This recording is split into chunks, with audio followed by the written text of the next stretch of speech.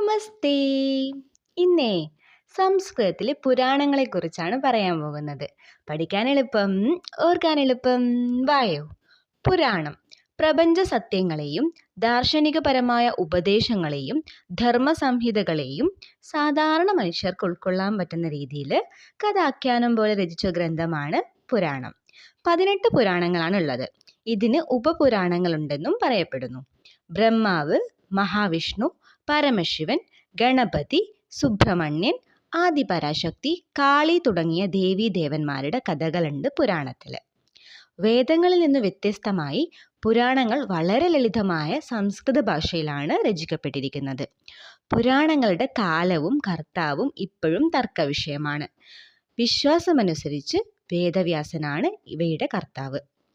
അഷ്ടാദശ പുരാണങ്ങൾ, 18 പുരാണങ്ങൾ: ബ്രഹ്മപുരാണം, വിഷ്ണുപുരാണം, ശിവപുരാണം, ഭാഗവതപുരാണം, പത്മപുരാണം, നാരദപുരാണം, മാർക്കണ്ഡേയ പുരാണം, ഭവിഷ്യപുരാണം, ലിംഗപുരാണം, വരാഹപുരാണം, ബ്രഹ്മവൈവർത്തന പുരാണം, സ്കന്ദപുരാണം, വാമനപുരാണം, കൂർമ്മപുരാണം, മത്സ്യപുരാണം, ഗരുഡപുരാണം, ബ്രഹ്മാണ്ഡപുരാണം, അഗ്നിപുരാണം. സംസ്കൃതത്തെ കൂടുതൽ അറിയാൻ ഈ ചാനൽ സബ്സ്ക്രൈബ് ചെയ്യൂ.